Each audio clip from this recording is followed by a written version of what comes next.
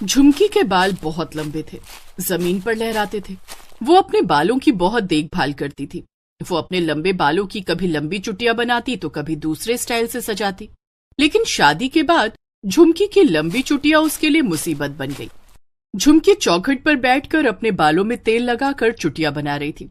वो चुटिया बनाकर जब खड़ी हुई तो उसकी चुटिया जमीन पर लहरा रही थी। झुमकी को अपने लंबे बाल बहुत पसंद थे।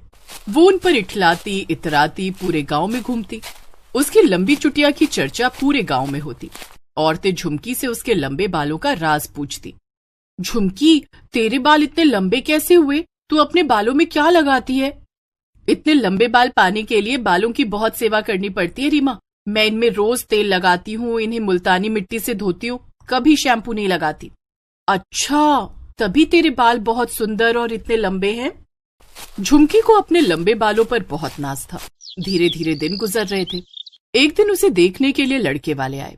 उन्हें झुमकी की लंबी चुटिया बहुत अच्छी लगी। लड़के की माँ सीमा ने कहा, लड़की के बाल तो बहुत लंबे हैं। मैंने आज तक किसी लड़की की इतनी लंबी चुटिया नहीं देखी। हमें झुमकी बहुत पसंद है। झुमकी की माँ सुजाता ने कहा, बहन जी, झुमकी अपने बालों की बहुत सेवा करती है। जो लड़की अपने बालों की इतनी सेवा कर सकती है वो सास ससुर की सेवा भी करेगी। बिल्कुल करेगी बहन जी। तो ठीक है, हमें ये रिश्ता मंजूर है। इस तरह झुमकी की शादी नरेश से तय हो जाती है। कुछ दिन के बाद दोनों की शादी हो जाती है। शादी के बाद जब झुमकी अपने ससुराल आती है तो हर तरफ उसकी लंबी चुटिया की चर्चा होने लगती है। महिलाएं उसकी लंबी चुटिया देखने आने लगी।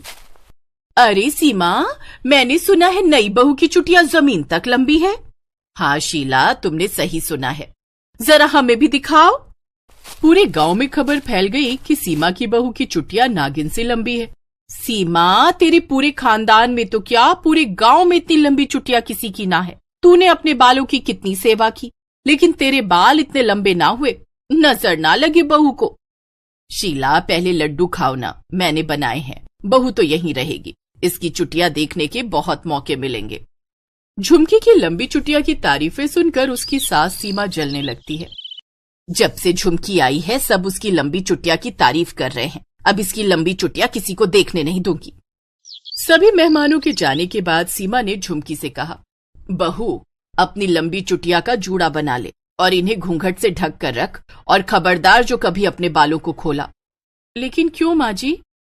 बहू, तू बहुत भोली है। मैं नहीं चाहती कि तेरे लंबे बालों को किसी की नजर लगे। झुमकी को सास सीमा की बात अच्छी नहीं लगी, लेकिन वो उसकी बात टाल नहीं सकती थी। उसे ना चाहते हुए भी अपने लंबे बालों का जूड़ा बनाना पड़ता था। वो अब अपने बालों की सेवा भी नहीं कर पाती।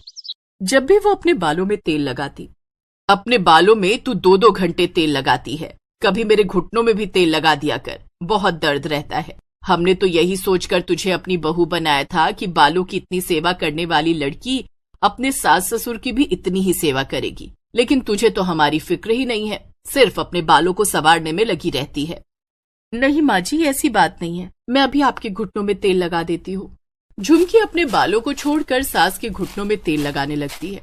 उसके बाद वो घर के दूसरे काम में लग जाती है। इतने में वो अपने बालों का जूड़ा बनाना भूल जाती है और उसके बाल जमीन पर लहरा रहे होते हैं।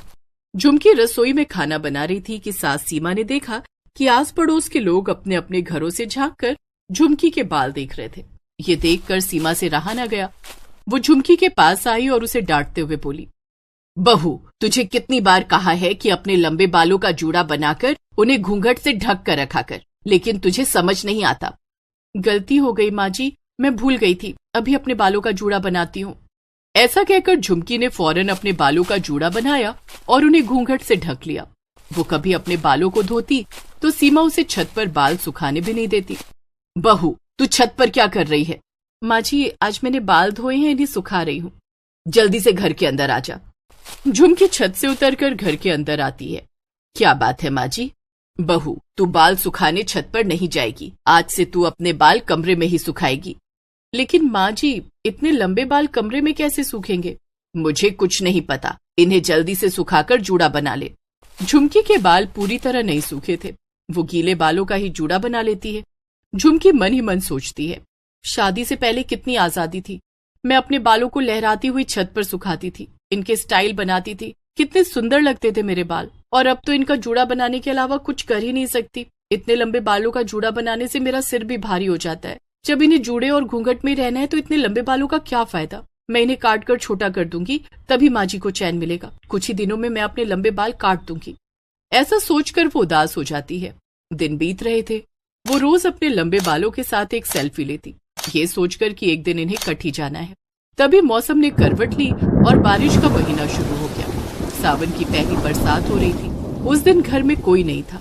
झुमकी अपनी लंबी चुटिया खोलकर बारिश में नहा रही थी। बारिश में नहाने के बाद वो अपने कमरे में जाकर रोने लगती है और कैंची लेकर अपने बाल काटने जा रही थी कि तभी अचानक बहुत जोर जोर से बिजली कड़कने लगती है और बादल गरजने लगते हैं। डर के मारे झुमकी के हाथ से कैंची छूटकर गिर जाती है। वो खिड़की से बाहर देखती है तो बादल बिल्कुल काले हो गए थे और बारिश बहुत तेज हो गई थी। तभी उसकी सास, ससुर और पति नरेश भी घर आ जाते हैं। झुमकी के गीले बालों को देखकर सास सीमा ने कहा, तेरे बाल कैसे गीले हो गए? माँ जी, मैं छत पर कपड़े उठाने गई थी, तभी बहुत तेज बारिश होने लगी जिससे मेरे बाल गीले हो गए। इन्हें सुखाने के लिए खोला है।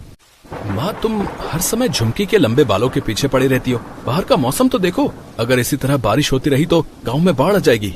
हाँ, नरेश ठीक कह रहा है। गांव में बाढ़ का खतरा मंडरा रहा है भाई। आप लोग चिंता मत कीजिए, अगर बाढ़ आ गई तो हम उससे बचने का कोई ना कोई उपाय जरूर ढूंढ लेंगे। तू तो सबसे पहले अपने बालों को बचाएगी। नहीं माँ जी, मैं बहुत जल्द अपने बालों को काटकर छोटा कर दूंगी। सब लोग बातें कर रहे थे, इतने में बारिश और तेज हो गई। बारिश तो रुकने का नाम नहीं ले रही है। बहू, तू अपने बालों को जो है बचा कर रखना। अच्छा, कहीं इनमें बरसाती कीड़े ना घुस जाएं। ठीक है बाबूजी।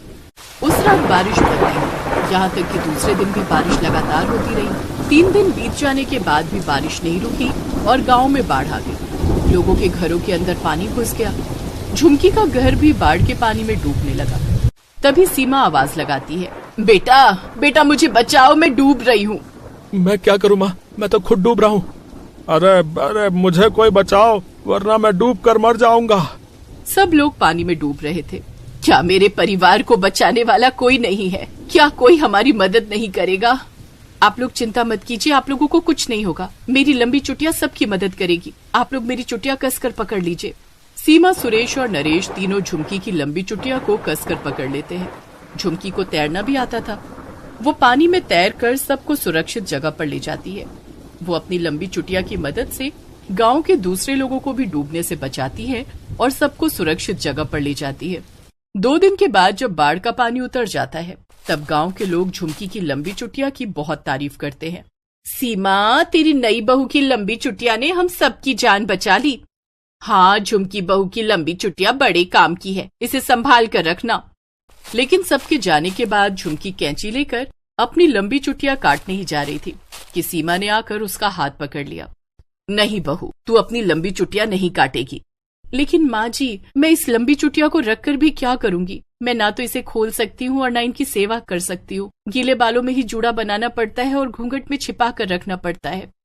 बहू, आज के बाद तुझे इन्हें घूंघट में छिपाने की जरूरत नहीं है। तू इनकी खूब सेवा कर और इनकी खूब सुंदर सुंदर स्टाइल भी बना। अब जूड़ा बनाने की कोई जरूरत नहीं है। सास की बात झुमकी के कानों में शहद की तरह लग रही थी। सच माँ जी? हाँ बहू। उस दिन के बाद से झुमकी की लंबी चुटिया फिर से लहराने लगी। अनु, बेटी यहाँ रोटी बनाना सीख ले, ससुराल में काम आएगा। नहीं माँ, अभी मन नहीं है। वैसे भी रोटी बनाने में सीखने वाली कौन सी बात है? आटा गूंथना और रोटी बनानी है। अरे बेटी, रोटी को बेलना ही तो असली काम है। रोटी गोल होनी चाहिए, नहीं तो ससुराल में मान सम्मान नहीं रहेगा तेरा। हो जाएगा माँ, मैं गोल रोटी ही बना लूंगी, अब चिंता मत कीजिए। ये बोलकर अनु सो गई। उसका असली नाम अनुपमा है। प्यार से उसे सब लोग अनु कहकर पुकारते हैं। अनु का किसी भी काम में मन नहीं लगता है। वो कॉलेज जाती है लेकिन क्लास नहीं करती, यहाँ वहाँ गप्पे लड़ाती रहती है। कॉलेज के लड़के उसके पीठ पीछे उसे गवार कहकर पुकारते हैं। ये अन्नू कितनी गवार है, उसे कुछ भी नहीं पता। गवार है तो क्या हुआ, सुंदर कितनी है वो। आजकल गुण कौन देखता है भाई। वो इतनी सुंदर है कि किसी सरकारी नौकरी वाले लड़के से उसकी शादी हो जाएगी। सच में अनु सुंदर तो बहुत है, इसीलिए उसे अपनी सुंदरता का घमंड भी है। अनु अक्सर कहती है, मैं किसी ऐरे गहरे नथु खैरे से शादी नहीं करूंगी, मुझे तो सिर्फ सरकारी नौकरी वाला लड़का चाहिए। कॉलेज खत्म हो गया और अनु कॉलेज में फेल हो गई। उसके पिता ने कहा, बहुत हो गई पढ़ाई, अब तुम शादी कर लो अन्नो, वैसे भी पढ़ाई लिखाई में तुम्हारा मन नहीं है। ठीक है पापा, आप मेरे लिए सरकारी नौकरी वाला लड़का ढूंढ कर लाइए, मैं शादी कर लूंगी। अनु के पापा अनु के लिए लड़का ढूंढने लगे। अनु सुंदर थी, इसलिए उन्हें ज्यादा मेहनत करने की जरूरत नहीं पड़ी। अनु के लिए एक के बाद एक लड़कों के रिश्ते आने लगे। अनु ने एक अमीर सरकारी नौकरी वाले लड़के को चुन लिया। उस लड़के का नाम अनिमेश था। कुछ ही दिनों के अंदर अनिमेश और अनु की शादी हो गई। अनु ससुराल चली गई। उसने सोचा, अमीर घर में आ गई हूं, अब तो पैर पर पैर रखकर आराम से जिंदगी बिताऊंगी। लेकिन उसके सपनों पर पानी फिर गया। उसकी सास मालती ने कहा, बहू, तुम्हें खाना बनाना आता है ना? ये सुनकर अनु ने अपने ही मन में सोचा, मुझे तो बस चावल उबालना आता है और 2-3 सब्जियां भी बना लेती हूँ, लेकिन ये सब सासू माँ को नहीं बोल सकती। अनु ने अपनी सास से कहा, हाँ माँ जी, मुझे सब कुछ आता है, खासकर चावल बनाना। मैं इतने अच्छे चावल बनाती हूँ ना। अरे नहीं नहीं, हम चावल नहीं खाते, हमें शुगर की प्रॉब्लम है, हम सिर्फ रोटी खाते हैं। रोटी? हाँ हाँ, अच्छी बात है, रोटी खानी भी चाहिए। हम सभी को रोटी खाना बहुत पसंद है, गोल गोल रोटी। तुम्हें गोल रोटी बनानी आती है ना? अनु मुश्किल में पड़ गई। उसने कहा, हाँ हाँ, रोटी बनाना किसको नहीं आता है। तो जाओ, हम सबके लिए गर्मा गर्म गोल गोल रोटियां बना कर लाओ। हाँ, कितने लोगों के लिए माँ जी? 10 लोगों के लिए। मेरे रिश्तेदार तुम्हें देखने आए हैं ना, सबके लिए गोल गोल रोटी और चने की सब्जी बना कर ले आओ। अनु रसोई में चली गई और चने की सब्जी चूल्हे पर बिठाकर आटा गूंथने लगी। आटा गूंथकर बेलन से रोटी बेलना शुरू कर दिया, लेकिन रोटी गोल होने की जगह टेढ़ी मेढ़ी होने लगी। अरे ये क्या, ये तो गोल की जगह इंडिया का मैप बन रही है। आए, अब मैं क्या करूं? घर में इतने सारे मेहमान आए, सबके सामने मेरी नाक कट जाएगी। अनु बहुत कोशिश करने लगी, लेकिन रोटियां गोल नहीं बनी। कभी इंडिया का मैप बना तो कभी अमेरिका का। अनु परेशान हो गई। मुझसे नहीं हो रहा ये, एक काम करती हूँ, माँ को कॉल करती हूँ। अनु ने अपनी माँ को कॉल कर लिया। सब कुछ सुनकर उसकी माँ ने कहा, मैंने कितनी बार कहा था तुझसे कि रोटी बनाना सीख ले, लेकिन तू तो मेरी बात ही नहीं सुनती थी। हाँ माँ, काश मैंने आपकी बात सुन ली होती, लेकिन अब मैं क्या करूं बताओ तो। अनु की माँ रोटी बेलने की प्रक्रिया बताने लगी, लेकिन फिर भी अनु गोल रोटी बेल ही नहीं पाई। उधर मालती चिल्लाने लगी, बहू कहाँ रह गई तुम? रोटी सब्जी हुई कि नहीं? हाँ माँ जी, हो गई है। अनु ने चने की सब्जी और रोटियां लाकर सबके सामने रख दिया। रोटियां देखकर सब लोग गले फाड़ फाड़ कर हंसने लगे। ये रोटी है। ऐसी रोटी तो मैं बचपन में बेलती थी, बहू को रोटी बनानी नहीं आती।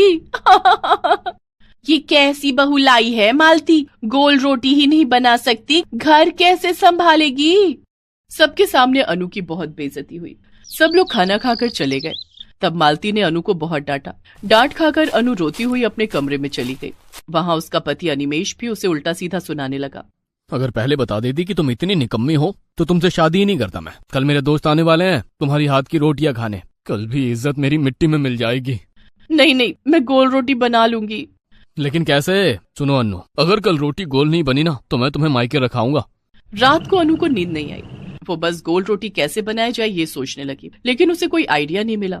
अगले दिन सुबह सुबह अनिमेश के दोस्त लोग आ गए और अनु से कहा, भाभी आ गए तुम्हारी हाथ की गोल रोटी खाने, अब बस हमें रोटी बनाकर खिला दो। हाँ हाँ, क्यों नहीं, बैठो अभी लाती हूँ। अनु रसोई में आटा गूंदने के बाद रोटी बेलने लगी, लेकिन रोटी आज भी गोल नहीं हो रही थी। पास ही में अनु ने आटा गूंदने के बाद पेड़े बनाकर रख दिए थे। तभी उसका पैर फिसल गया और वो एक पेड़े के ऊपर बैठ गई। हे भगवान, सत्यानाश हो गया। अनु खड़ी हुई और देखा वो जिस आटे के पेड़े के ऊपर बैठ गई थी वो पूरा गोल हो गया था। ये देखकर उसके दिमाग में एक आइडिया आया, अरे मैं तो ऐसे ही गोल रोटियां बना सकती हूँ। बस और क्या, अनु एक के बाद एक पेड़े के ऊपर बैठने लगी और रोटियां गोल बनती रही। वो रोटियां लेकर अनिमेश के दोस्तों के पास आई। गोल रोटी देखकर सभी बहुत खुश हो गए। अनिमेश भी खुश हो गया और मालती भी। अरे वाह, रोटी तो पूरी तरह से गोल बनी है। हाँ, बहुत अच्छी बहू, तुम तो सीख गई। हाँ भाभी, गोल गोल रोटियां खाकर तो मजा ही आ जाएगा। वो लोग रोटी खाने लगे। भाभी और रोटी बनाकर लाइए ना। अनु रसोई में चली गई। तभी अनिमेश का एक दोस्त अचार मांगता है। अरे अनिमेश, थोड़ा अचार मिल जाता तो बढ़िया होता। हाँ हाँ, तू रसोई से ले आ, जाकर भाभी को बोल दे, वो दे देगी। वो लड़का उठकर रसोई के पास गया और देखा अनु पेड़े के ऊपर बैठकर रोटियां बना रही है। वो सभी को बुलाकर लाया और सभी ने ये देख लिया। बहू, ये क्या कर रही हो तुम? ऐसे बनती है गोल रोटी? मुझे माफ कर दीजिए माँ जी, मुझे रोटी बनानी नहीं आती थी इसीलिए तुम अपने पिछवाड़े से गोल रोटी बना रही हो। लानत है तुम पे, मेरे दोस्तों को ऐसी रोटी खिला रही हो तुम।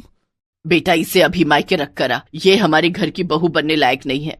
अनु रोने लगी, लेकिन अनिमेष उसे लेकर उसके मायके चला आया और उसे वहां रखकर लौट गया। अनु की माँ ने अनु से कहा, देखा बेटी, इसीलिए बड़ों की बात सुन लेनी चाहिए। मैंने तो तुझसे पहले ही कहा था कि रोटी बनाना सीख ले। मुझसे गलती हो गई माँ, मैं अभी सीख लूंगी। अनु ने अपनी माँ से गोल रोटी बनानी सीख ली और बाकी सब कुछ भी सीख लिया। उसके बाद अनिमेष और अपनी सास से जाकर माफी मांग ली और उन्हें गोल रोटी बनाकर खिलाई। अनिमेष और मालती ने उसे माफ कर दिया और उसे फिर से अपना लिया। ऐसे ही गोल रोटी ने सबका दिल जीत लिया।